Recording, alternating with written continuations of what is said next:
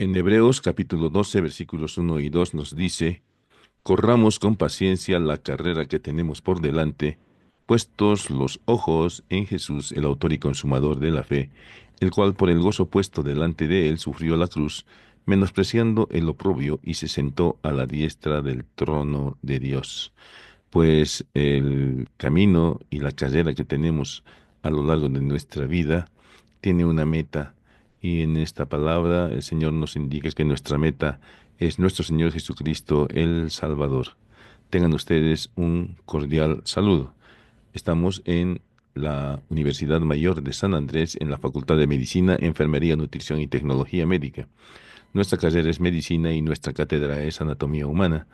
Vamos a hablar de la cavidad orbitaria. Quien les habla es José María Ortiz Rodríguez, docente titular emérito de anatomía, especialista en anestesiología y psicopedagogía, evaluación y gestión en educación superior en salud. Paz presidente de la Asociación Boliviana de Anatomía y de la Sociedad Boliviana de Anestesiología, Reanimación y Dolor. En esta primera parte del análisis del órgano de la visión, veremos la cavidad orbitaria, con sus paredes óseas y periórbita, el globo ocular y el nervio óptico. Y a continuación veremos los músculos extraoculares, las fascias que les acompañan y los párpados como parte de la protección del globo ocular. Y pues enfocaremos todo esto hacia una anatomía funcional, y clínicamente veremos situaciones que surgen de la anatomía como las patologías conocidas como miopía, hipermetropía, astigmatismo, catarata, presbicia, la del desprendimiento del cristalino de la retina, amaurosis, estrabismo, conjuntivitis, que son patologías que las vemos a diario. Pues se dice que los ojos son el espejo del alma y nos permiten relacionarnos de una manera muy singular y particular con todo lo que nos rodea. No sin motivo dicen que una imagen habla más que mil palabras. Entonces las imágenes que nosotros podemos captar son tan importantes, y este proceso comienza pues precisamente en el globo ocular, el cual percibe todo lo que está a nuestro alrededor y a través de las vías ópticas llega hasta el cerebro, donde se procesa. Pues el globo ocular se encuentra en la cavidad orbitaria formada por los huesos del cráneo y del viscerocráneo. Veremos que esta cavidad orbitaria tiene la forma de una pirámide cuadrangular, de base anterior en el reborde orbitario y de vértice posterior en el conducto óptico. Y tiene por lo tanto cuatro paredes: una superior o techo, una inferior o piso, una medial y una lateral, además de cuatro aristas: uno superomedial, uno inferomedial, uno superolateral, donde se encuentra la fisura orbitaria superior, y uno inferolateral, donde se encuentra la fisura orbitaria inferior. En el borde orbitario, pues encontramos la escotadura supraorbitaria, por donde pasan los vasos y nervios supraorbitarios, y la escotadura frontal interna. En la parte externa encontraremos el tubérculo orbitario externo. No nos olvidemos que el, el diámetro transversal de esta base es de 40 milímetros aproximadamente, y el diámetro vertical de 35 milímetros. Empezaremos viendo la pared medial. En la pared medial, yendo de adelante a atrás, veremos que está conformada por la rama de la mandíbula. A partir de la cresta lagrimal anterior, la rama de la mandíbula forma parte de la cavidad orbitaria. También está formado por este hueso, que es el hueso lagrimal, y por detrás del hueso lagrimal por el hueso plano del etmoides, que es la cara externa de los laberintos etmoidales, y por detrás del hueso plano del etmoides las caras laterales del cuerpo del esfenoides, donde encontraremos el tubérculo infraóptico, muy importante para la inserción de los músculos de la cavidad orbitaria. En la pared lateral veremos que posteriormente se encuentra el ala mayor del esfenoides, y hacia adelante se encuentra la apófisis frontal en su porción vertical del hueso malar. Ahí está la apófisis frontal del hueso malar y el ala mayor del esfenoides. El ala mayor del esfenoides, en su borde superior, en esta cara, está formando la fisura orbitaria superior, y el borde inferior de esta carilla orbitaria está formando la fisura orbitaria inferior. El techo de la cavidad orbitaria está formada por el frontal donde encontramos la fosita troclear medialmente y la fosita lagrimal lateralmente. Ahí está el frontal y por detrás está formado por el ala menor del esfenoides, ¿no? Aquí está el ala menor del esfenoides que está formando el techo de la cavidad orbitaria y ahí está el conducto óptico. El piso de la cavidad orbitaria es esto que está pintado con verde y rojo y morado. El piso de la cavidad orbitaria está formado posteriormente por la carilla orbitaria de la apófisis orbitaria del hueso palatino. Inmediatamente por delante, la mayor superficie está formada por la cara superior de la apófisis cigomática orbitaria del hueso maxilar. Y lateralmente y por delante encontramos formando parte del piso la apófisis frontal del hueso malar. En el piso de la cavidad orbitaria vamos a encontrar esto que es el surco infraorbitario, que da paso al nervio y arteria infraorbitarias, que posteriormente se continúan con el conducto infraorbitario que desembocará en el agujero infraorbitario.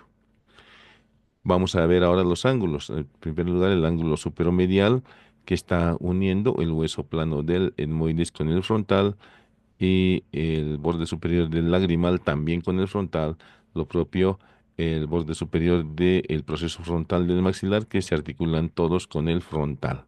Hacia atrás, el cuerpo del esfenoide se continúa con las alas menores y en este ángulo superomedial encontraremos los agujeros etmoidales anterior y posterior que están dando paso a los conductos etmoidales anterior y posterior. Como está en este otro esquema de Néter, por los agujeros etmoidales pasan vasos y nervios. Por el agujero etmoidal anterior está pasando la arteria etmoidal anterior y por el agujero y conducto etmoidal posterior, la arteria etmoidal posterior.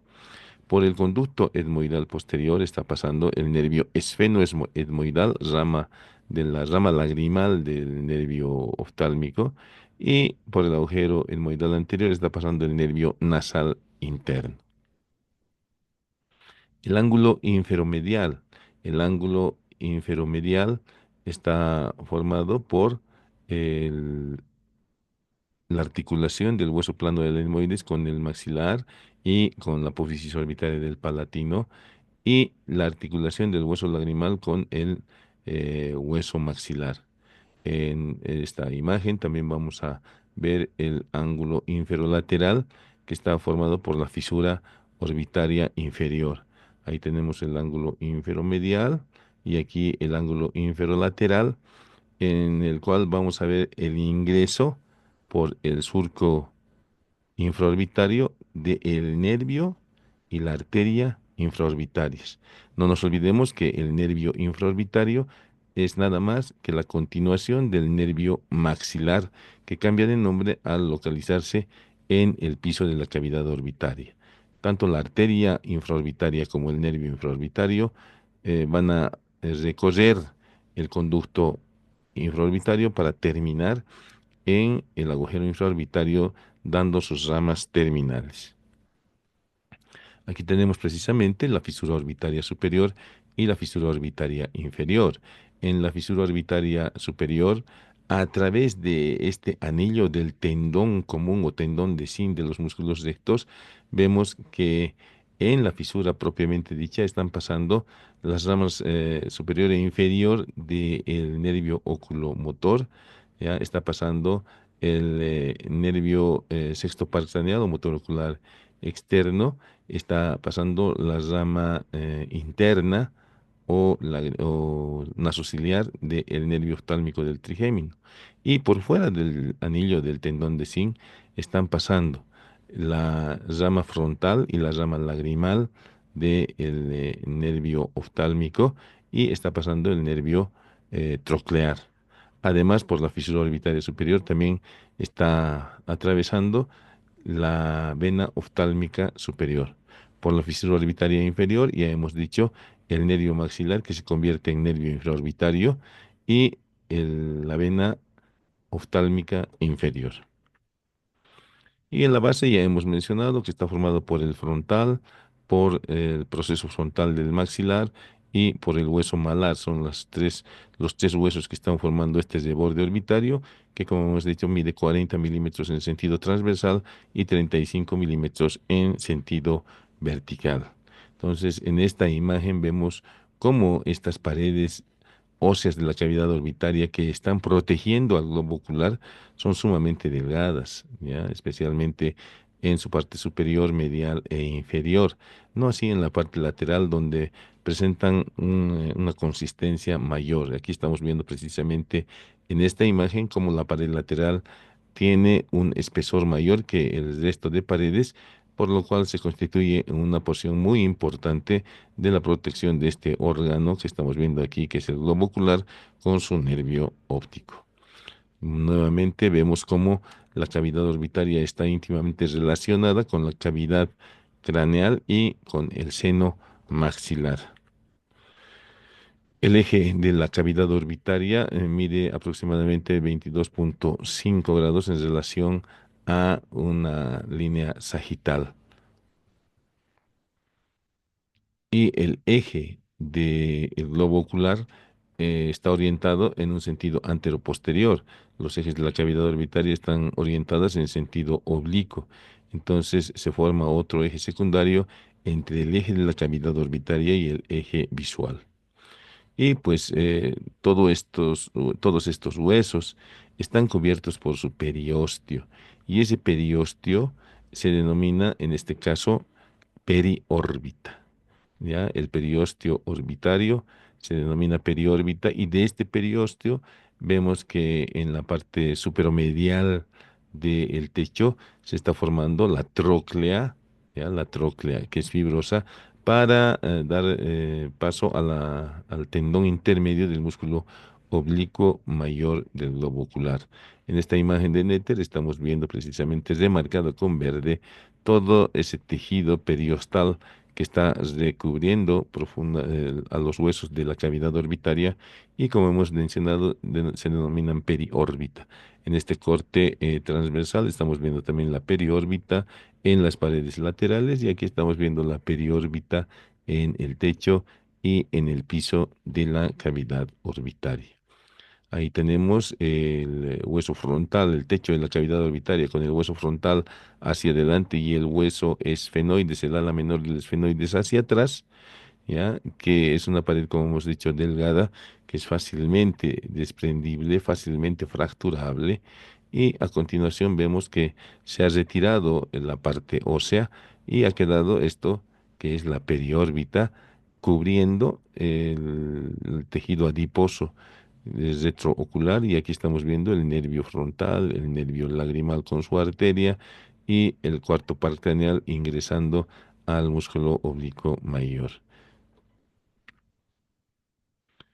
El globo ocular, como habíamos mencionado, es el receptor de las imágenes para que sean transducidas en electricidad y sean transmitidas por el nervio óptico. El globo ocular tiene una forma general esférica, en la cual vamos a poder distinguir un polo anterior, un polo posterior, un ecuador, que es lo que se está vislumbrando en este momento, y podemos ver también meridianos, ¿no? Ahí estamos esquematizando un meridiano, pero podemos esquematizar igual que en la Tierra muchos meridianos. En cambio, el Ecuador es uno solo, el que se encuentra exactamente equidistante entre los dos polos. Todos estos están dividiendo al globo ocular en cuadrantes, ¿no? Cuadrantes, cuatro cuadrantes, antero superior, antero inferior, antero lateral, antero medial y pues en la cavidad orbitaria veremos que el globo ocular tiene un volumen aproximado de 6.5 mililitros. En cambio, el volumen de la cavidad orbitaria es 30 mililitros. O sea, un quinto aproximadamente de la cavidad orbitaria está siendo ocupada por el globo ocular. Ahora, si nosotros eh, utilizamos un plano para cubrir la base de la cavidad orbitaria, veremos que el globo ocular sobresale de la cavidad orbitaria en aproximadamente una quinta parte de todo su volumen. ¿Cuál es la situación del globo ocular? El globo ocular se encuentra a una distancia de 6 milímetros de la pared lateral de la cavidad orbitaria, 9 milímetros de la pared superior, 11 milímetros de la pared medial y del piso de la cavidad orbitaria. Entonces, el globo ocular prácticamente tiene bastante espacio para poderse movilizar libremente dentro de la cavidad orbitaria. El peso del globo ocular es muy ligero, 7 a 8 gramos, pero la consistencia que tiene el globo ocular, como ustedes mismos han podido comprobar al palpar el mismo, es bastante firme. La estructura, es decir, la constitución anatómica del globo ocular, tiene un continente y un contenido. En el continente encontramos esta túnica periférica, que es la túnica fibrosa, formada por la esclerótica y la córnea, la túnica musculovascular, formada por la coroides, la zona ciliar y el iris, y la túnica nerviosa, que está formada por la retina. Y el contenido, pues, contiene los medios transparentes y refringentes del ojo, donde el principal es el lente o cristalino, y delante de la lente o cristalino se encuentra el humor acuoso, y por detrás del cristalino encontraremos el cuerpo vítreo, que son medios transparentes y refringentes del globo ocular. El globo ocular tiene un diámetro anteroposterior de 25 milímetros entre el polo anterior y el polo posterior, que coincide justo con la fóvea centralis o mácula lútea, y un diámetro vertical o transversal de 23 milímetros. Entonces, esto hace que el lente o cristalino, junto con el humor acuoso y el humor vítreo, formen la imagen exactamente en la retina y la visión sea clara, como se ve en esta imagen. Sin embargo, veremos que ese ojo hemétrope se convierte en ojo amétrope, es decir, anormal, cuando el diámetro anteroposterior es mayor a 25 milímetros. Lo que ocurre cuando el diámetro anteroposterior es mayor a 25 milímetros es que la imagen se forma por delante de la retina, y se puede ver con claridad las imágenes más cercanas y se ven borrosas las imágenes más lejanas. La visión lejana está afectada, no así la visión cercana, debido a que la imagen se forma por delante de la retina en esta patología llamada miopía. ¿Cómo se corrige la miopía? Pues con lentes bicóncavos que van a corregir la distancia focal, que la van a poner justo en la retina, y pues veremos nuevamente todo con claridad. Lo contrario, cuando el globo ocular tiene menos de 25 milímetros de diámetro anteroposterior, la imagen se forma por detrás de la retina. Y en este caso, al contrario de la miopía, es fácil ver los objetos distantes y los objetos próximos se ven borrosos. Para este tipo de patología, la lente correctora es una lente biconvexa que va a hacer que la imagen se proyecte exactamente a nivel de la retina y que se vea con claridad todo lo que está cerca y lejos. La túnica fibrosa, como habíamos dicho, está formada por la esclerótica, ahí está la esclerótica, hacia atrás y hacia adelante por la córnea, que son tejidos bastante resistentes. La esclerótica tiene un color blanquecino y la córnea es completamente transparente, ¿no? Aquí estamos viendo la esclerótica, que está formando las 5/6 partes posteriores. Ahí está la esclerótica con algunos de sus vasitos de la conjuntiva, que está cubriendo por delante del globo ocular, y aquí estamos viendo la córnea, que nos permite ver a trasluz fácilmente el iris. Ahí tenemos la esclerótica, como habíamos dicho, que son las 5/6 partes posteriores de la capa fibrosa. El espesor de la esclerótica es de 1 milímetro en los polos, pero en el ecuador llega más o menos a medio milímetro de espesor. Sin embargo, es un tejido muy resistente que protege muy bien los medios transparentes del globo ocular. Y por delante, la córnea hemos dicho que es transparente. La esclerótica nos va a presentar varios orificios. El más importante, el orificio anterior, que mide aproximadamente 1 centímetro de diámetro, 10 milímetros de diámetro, 13 milímetros en sentido vertical, y que presenta una muesca en la cual se va a apoyar y se va a unir la córnea, el orificio más importante. En el polo posterior o cerca al mismo, ¿no? Porque el polo posterior está la mácula lútea. En unos 3 milímetros mediales y 1 milímetro inferior encontramos este otro orificio que es el orificio del nervio óptico, y alrededor del orificio del nervio óptico, que mide aproximadamente medio centímetro de diámetro, encontramos otros pequeños orificios que corresponden a los vasos y nervios ciliares cortos y largos, y a nivel del ecuador encontraremos 4 orificios que corresponden a las venas vorticosas. Entonces, por delante habíamos dicho que el principal orificio de la esclerótica es el orificio de la córnea, y en la parte posterior el orificio del nervio óptico, que no se encuentra en el polo posterior, se encuentra 3 milímetros medial y 1 milímetro inferior al polo posterior. Ahí estamos viendo entonces el orificio del nervio óptico, que no es un orificio completo, ¿no? Es un orificio ensacabocado y que presenta un tejido en forma de rejilla llamada lámina cribosa, por donde están pasando las fibras, es decir, los axones del nervio óptico. En este orificio del nervio óptico también encontramos la entrada de la arteria central de la retina y la salida de su vena, de la vena central de la retina. Seguimos viendo los orificios y aquí estamos representando en esta imagen, más o menos a nivel del ecuador, los 4 orificios de las 4 venas vorticosas, que son las que drenan la sangre del globo ocular. Y por detrás, alrededor del orificio del nervio óptico, los orificios de los vasos y nervios ciliares largos y cortos posteriores. Hacia adelante, los orificios de los vasos ciliares anteriores cerca del orificio de la córnea.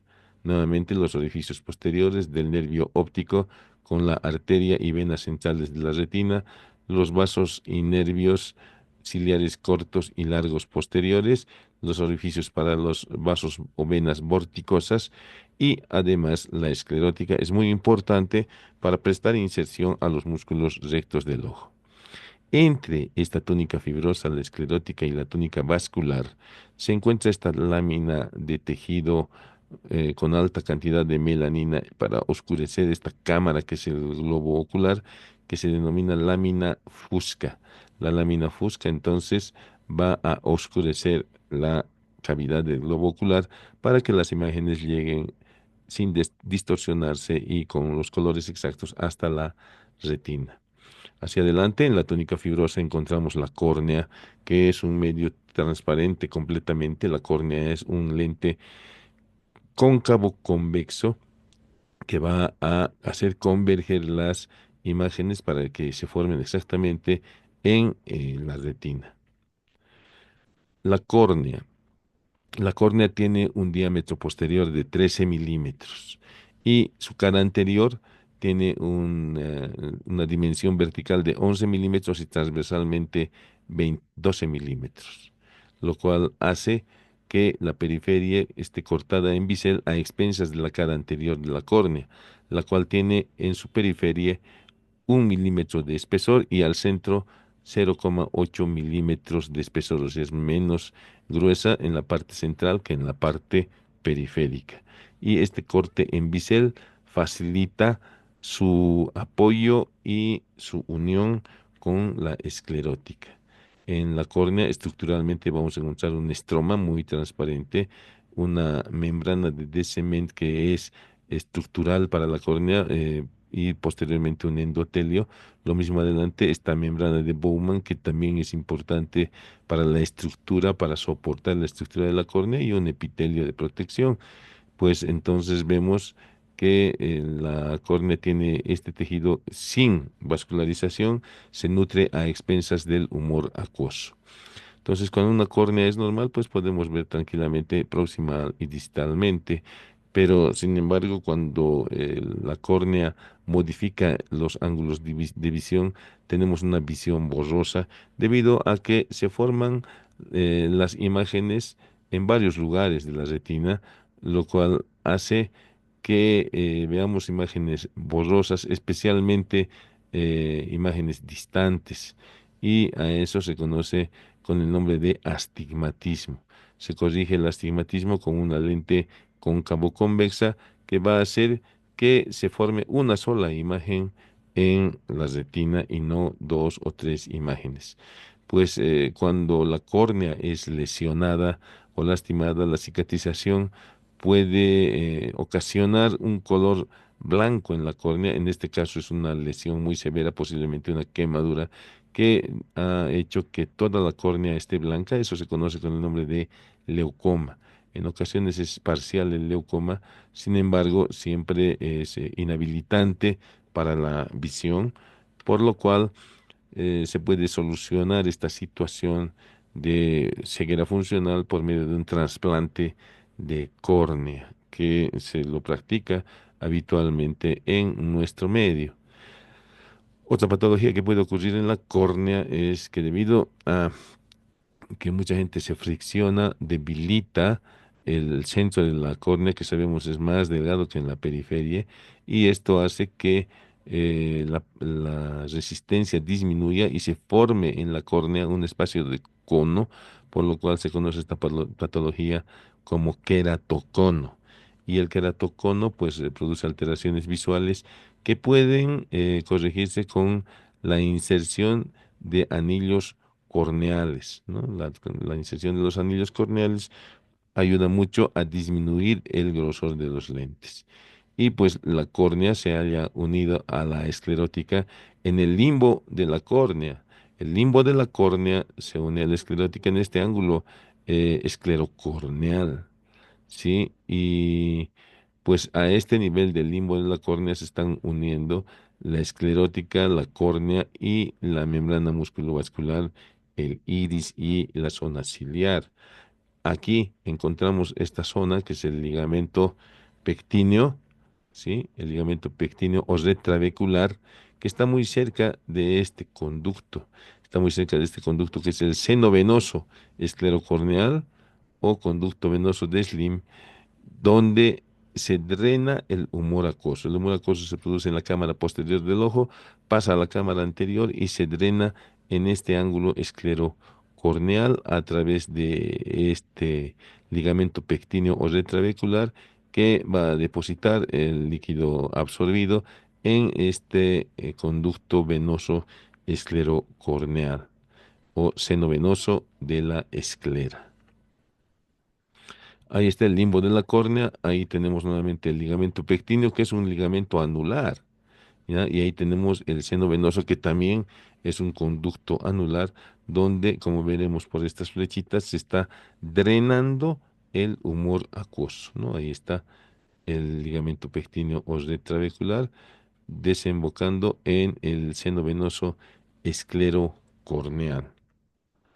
Y pues nuevamente en este corte histológico, el limbo de la córnea, vean ustedes realmente cómo es el ligamento pectíneo o retrabecular y vean, este es el seno venoso del ángulo esclerocorneal nuevamente, ¿no? Ahí está el seno venoso aplanado y ahí está el ligamento pectíneo. Ya aquí en el número 5 que es la cámara anterior, debería estar el humor acuoso para drenarse en este ángulo, ¿no? Y ahí tenemos el iris, ahí tenemos la lente o cristalino, la zónula ciliar, el cuerpo ciliar con sus músculos longitudinales y anulares. Pasamos luego, después de haber visto el tejido fibroso, a la túnica vascular, y en la túnica vascular se describen tres zonas: una zona posterior que es denominada coroides, una zona intermedia que es el cuerpo ciliar y una zona anterior que es el iris. Esos son los tres componentes de esta túnica vascular. Como su nombre lo indica, la coroides es la zona más vascularizada, que comienza en el orificio del nervio óptico. Ya tiene un orificio de 1,5 milímetros la coroides, y hacia adelante termina en la hora serrata. En la hora serrata, que se encuentra 6 a 7 milímetros detrás de la córnea. La hora serrata no es nada más que el borde posterior de los músculos ciliares, que tienen un aspecto de sierra, por eso es que se denomina hora serrata. Y la zona intermedia comienza en la zona serrata, donde encontramos el cuerpo ciliar, con esto que es el músculo ciliar, que tiene fibras longitudinales, anulares, y tiene los procesos ciliares. En el cuerpo ciliar nosotros vamos a encontrar esto que es su cara externa, vamos a encontrar esta que es la cara interna o posterointerna y esta otra que se está vislumbrando que es la cara anterior o anterointerna. Entonces esas son las tres caras del cuerpo ciliar y como habíamos dicho nos va a presentar también en musculatura longitudinal y musculatura anular. Además, en esta zona encontraremos los procesos ciliares. Los procesos ciliares que están formando lo que se viene a llamar corona ciliar, que son 70 a 80 procesos ciliares donde se produce el humor acuoso. Por fuera de los procesos ciliares se encuentra la porción longitudinal del músculo ciliar formando lo que se conoce con el nombre de orbículos ciliares. Entre los procesos ciliares están los valles ciliares. Y ahí tenemos una imagen real con los procesos ciliares, los valles ciliares, periféricamente el músculo ciliar y centralmente tenemos a el iris. Y ahí están los procesos ciliares. Habíamos dicho que son 70 a 80 procesos ciliares, que cada uno mide 2 a 3 milímetros y que producen el humor acuoso. Y vean cómo la zona ciliar está unida a la lente cristalino por medio de estas fibras que van a formar la zónula de zinc o ligamento suspensorio del cristalino. Miren, el ligamento suspensorio del cristalino o lente está unido precisamente a esta zona ciliar, al músculo ciliar, y la contracción o relajación de este músculo ciliar determinará el abombamiento o aplanamiento del cristalino por esta conexión por medio de esta zónula ciliar, ¿no? Aquí también aprovechamos para ver el ligamento pectíneo y para ver el seno venoso esclerocorneal. Y por último, la túnica vascular nos va a presentar el iris que se encuentra en la parte anterior de la zona vascular y del globo ocular, pues nos presenta una cara externa con diferentes colores de acuerdo a la genética. Sin embargo, lo que debemos remarcar es que en el iris existe musculatura radiada del iris inervada por el sistema nervioso simpático y musculatura anular inervada por el sistema nervioso parasimpático. Entonces, cuando el simpático es estimulado, estimula a las fibras radiadas, las cuales aumentan el diámetro de la pupila y ocasionan la midriasis. Y cuando existe estímulo parasimpático, pues se estimulan los músculos anulares y la pupila se cierra y se produce la miosis. El iris, ahí tenemos el iris con una cara anterior que presenta diferentes coloraciones, como habíamos dicho, de acuerdo a la raza, de acuerdo a la genética, y una cara posterior que siempre es de color oscuro, siempre tiene pigmentos oscuros para colaborar con el oscurecimiento de la cámara. Ahí tenemos la zona ciliar en esta imagen también, aprovechamos para mostrarla. Y como habíamos dicho, la cara anterior del iris puede tener diversos colores, ahí vemos desde marrones hasta plomos claros, verdes y algunos que son azules. Hay una diversidad de colores, de tonos, aquí vemos solamente algunos. Y pues la pupila, que es lo que está al centro del iris, el espacio que comunica la cámara anterior y la cámara posterior y que permite la entrada y salida tiene un diámetro aproximado normal de 3 a 4 milímetros. Cuando este diámetro es aumentado, pues estamos ya en una midriasis y cuando es disminuido estamos en una miosis, que es lo que estimula la dilatación de la pupila, la disminución de la luz. ¿Y qué es lo que estimula a el cierre de la pupila? Pues el aumento de la luz. Entonces diremos que la pupila sería una especie de diafragma para regular la entrada de luz hacia el globo ocular. Ahí tenemos una pupila en la cual la fibra radiada ha sido estimulada por estrés, posiblemente por miedo o por alguna patología, y se ha liberado adrenalina y se ha producido midriasis. El simpático ha producido la midriasis por estimulación del músculo radiado. Y aquí vemos lo contrario. Se ha estimulado el músculo anular por medio del parasimpático a partir del núcleo de Edinger y Westphal en el mesencéfalo y se ha producido la miosis, ¿no? La midriasis, el centro se encuentra en el centro pupilodilatador en la parte superior de la médula espinal torácica. Pues podemos tener en ocasiones dos pupilas, ¿no? Puede haber dos pupilas en un mismo ojo, en un mismo iris. Y también podemos tener policromía, ¿no? Un iris de un color y el otro iris de otro color. Son situaciones que no son raras. Podemos tener también coloboma, falta de unión del anillo que forma el iris. Las arterias del globo ocular son las ciliares posteriores largas y las ciliares posteriores cortas, todas provenientes de la arteria oftálmica. Entonces, las cortas se distribuyen en la zona vascular, es decir, en la coroides, y las largas se dirigen hasta el iris, donde forman este anillo del iris. Las arterias ciliares anteriores provienen de las arterias musculares, y no nos olvidemos que las arterias musculares también provienen de la arteria oftálmica. Al final de cuentas, toda esta red vascular está sustentada por la arteria oftálmica. Y la salida, el drenaje venoso es por medio de estas venas, las venas vorticosas, que son cuatro fundamentalmente. Ahí tenemos precisamente formando un vórtice, por eso es que se llaman vorticosas, y ahí tenemos los nervios ciliares largos, entre los cuales, además de fibras sensitivas del trigémino, están llegando hasta la zona ciliar y hacia el iris, fibras simpáticas y parasimpáticas. Ahí tenemos el ganglio oftálmico que tiene una raíz sensitiva que le viene del trigémino, tiene una raíz simpática que le viene del plexo simpático pericarotídeo y tiene una raíz parasimpática que le viene del tercer par craneal.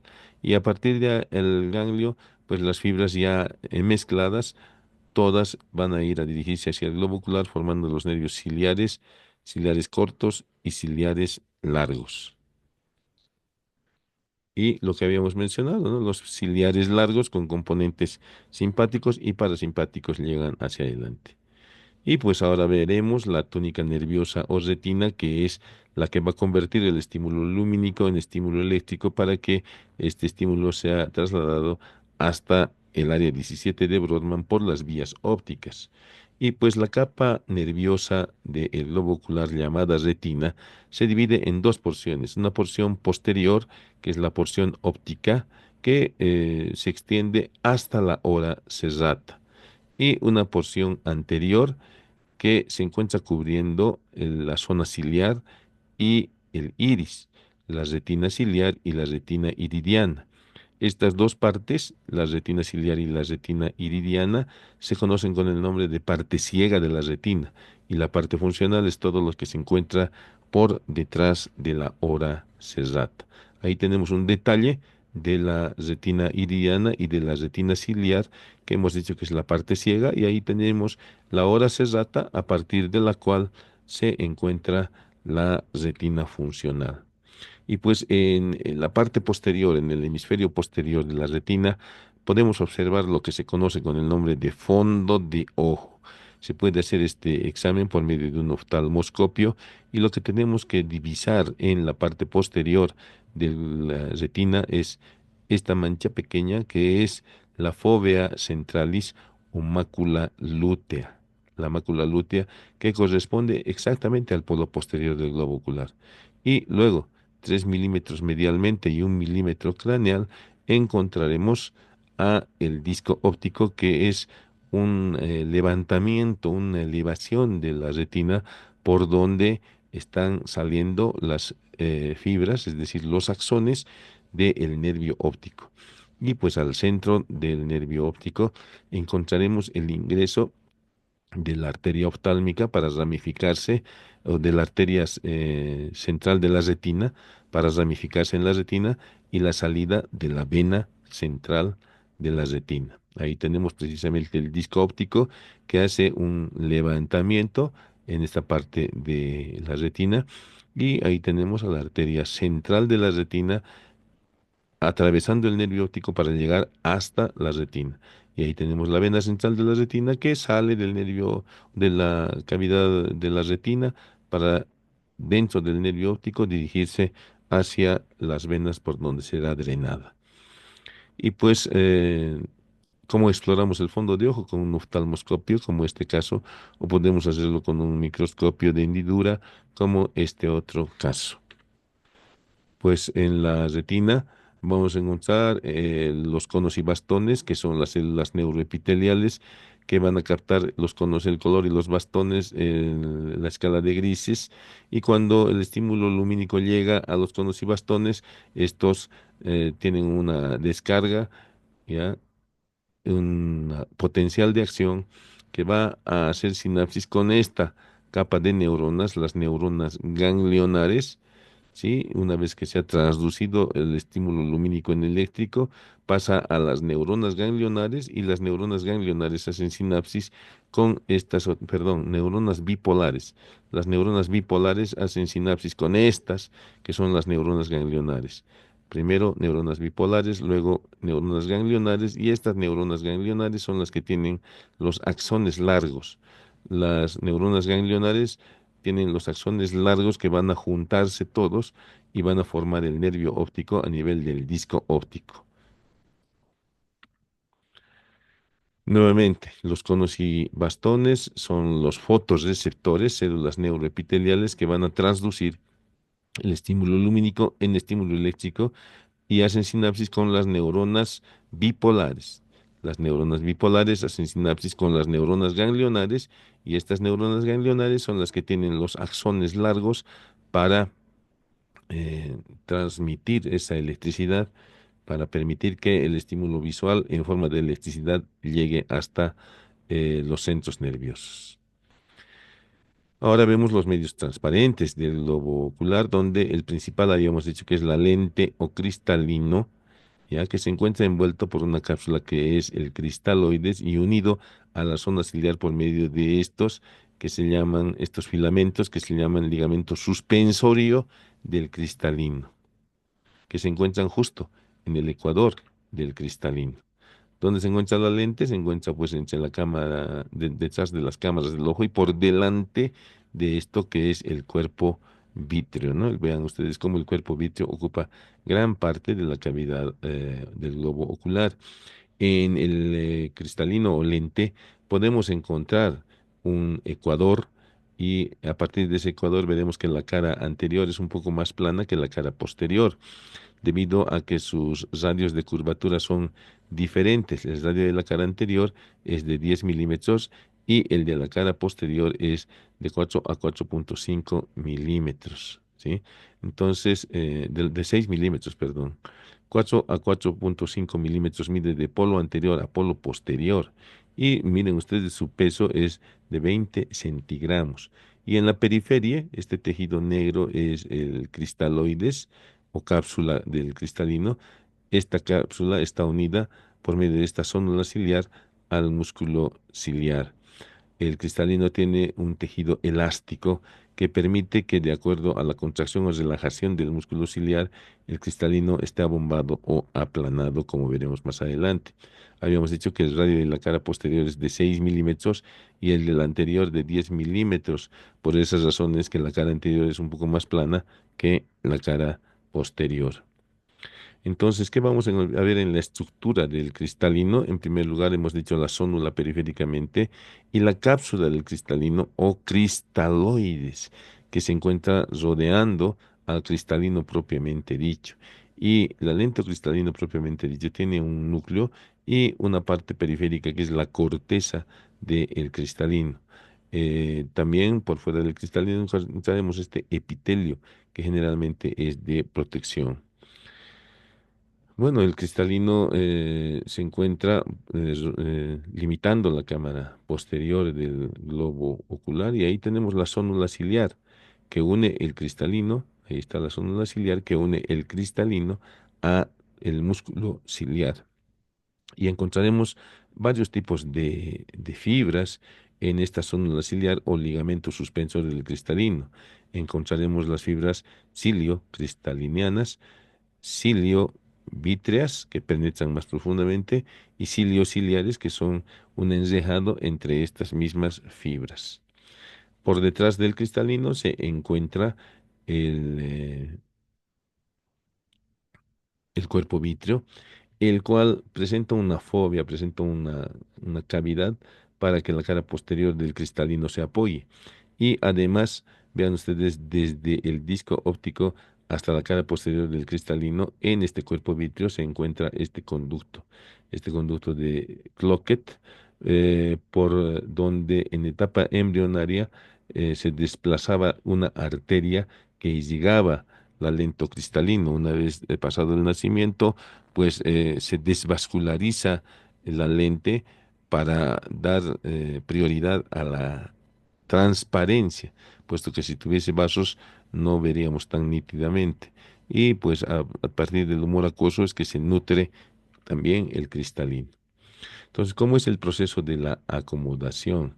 Cuando está relajada la musculatura, pues la lente está aplanada. Y cuando está contraída la musculatura, la lente está abombada. Entonces, el músculo ciliar ahí está en forma anular, uniéndose a la periferia del cristalino por medio de esta zónula de zinc. Adelante está la córnea y está la pupila más el iris. Y ahí tenemos al cristalino sujetado y unido hacia el músculo ciliar, y su abombamiento o aplanamiento depende de la contracción de este músculo ciliar. Entonces, cuando el músculo ciliar está relajado, pues el cristalino está aplanado. El músculo ciliar se contrae y el cristalino se abomba. Entonces, cuando el músculo ciliar está contraído, se contrae por el estímulo parasimpático, es decir, por el núcleo de Edinger-Waspal, que es el de la pupiloconstricción y de la acomodación. Entonces, el estímulo parasimpático hace que se contraiga el músculo ciliar, se abombe el cristalino para una visión cercana. Ese es el proceso de acomodación. La zónula se relaja y la lente se engrosa para visión cercana. Y para la visión lejana pasa lo contrario. Este músculo se relaja, ¿no? La zónula de reposo se tensa y pues la lente se aplana para una visión lejana. Entonces el proceso de acomodación es la que hace que el cristalino nos permita ver objetos distantes o cercanos con claridad. Ahora, lastimosamente, al pasar los años, a partir de los 40 años, el cristalino, que es una lente flexible, va tornándose menos flexible, y eso es conocido con el nombre de presbicia. Entonces, muchas veces estamos alejando los objetos para poderlos ver más claramente, puesto que ya no hay una acomodación para una visión cercana. Entonces, ahí estamos viendo un grupo de gente caminando y la presbicia a partir de los 40 años, ¿no? Entonces no se puede ver. Entonces vean ustedes,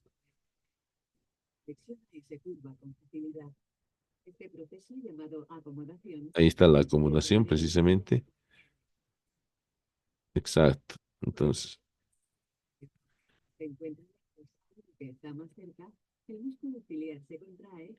y esa es la acomodación, miren la acomodación.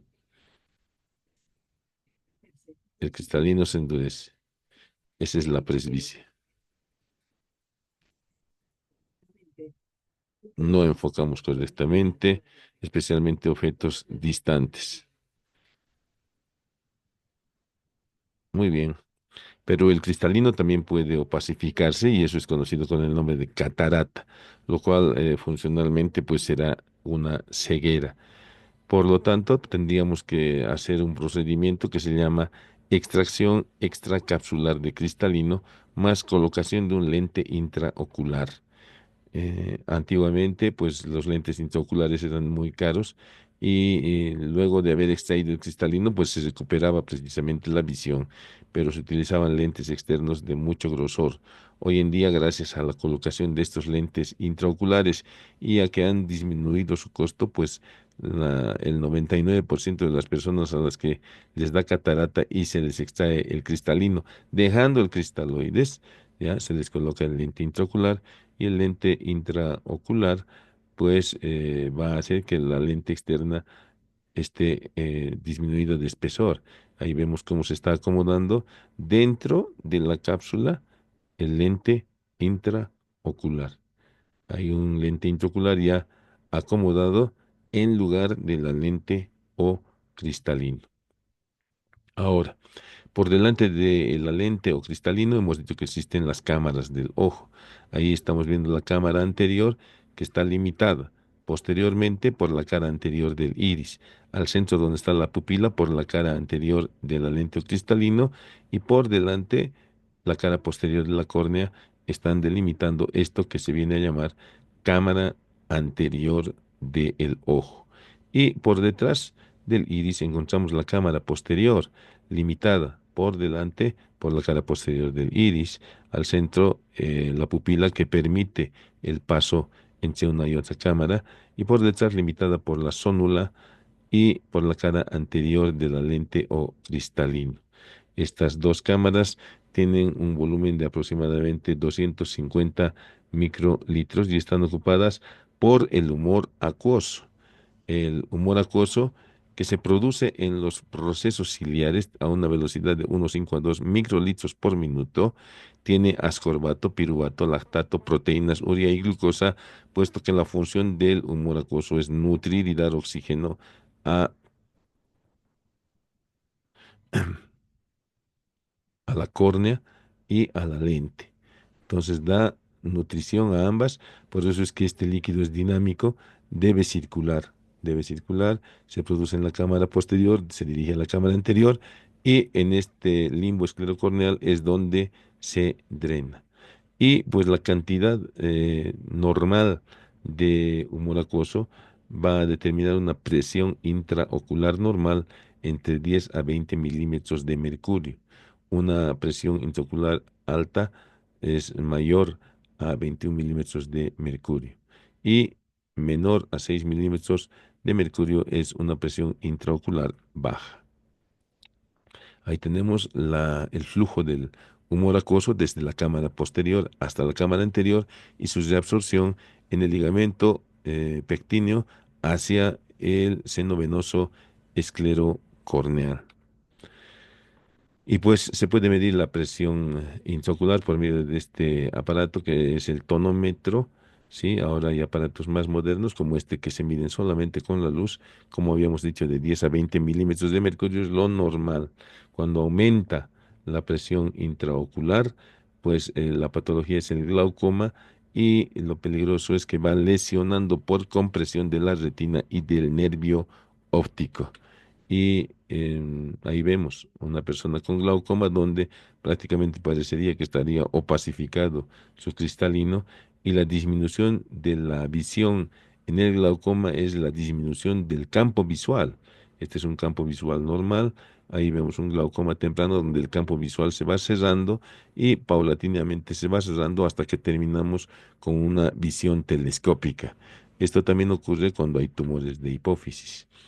Y por último, entre los medios transparentes del ojo tenemos el cuerpo vítreo, que es un líquido viscoso transparente situado en la cavidad ocular posterior a la lente o cristalino, ocupa gran parte del globo ocular. Ahí está precisamente un cuerpo vítreo magistralmente disecado, manteniendo su parte periférica, ya que es la cápsula hialoidea, ¿ya? Y al centro habíamos mencionado el conducto hialoideo, que en etapa embrionaria tiene una arteria. Por detrás del alento cristalino está deprimida el cuerpo vítreo, formando la fosa hialoidea. Este cuerpo vítreo, al igual que la retina, pueden desprenderse y ocasionar alteraciones en la visión. Entonces, cuando se desprende el humor vítreo, la sintomatología es la visión de moscas flotantes. Entonces, con el tiempo esto vuelve a acomodarse. Sin embargo, si es que no llega a acomodarse, tanto la retina como el cuerpo vítreo, se puede utilizar procedimientos en base a rayos láser con CO2, es decir, rayos láser frío, para volver a acomodar el humor vítreo o cuerpo vítreo y o la retina. Entonces, todo eso es lo concerniente al globo ocular, órgano importantísimo.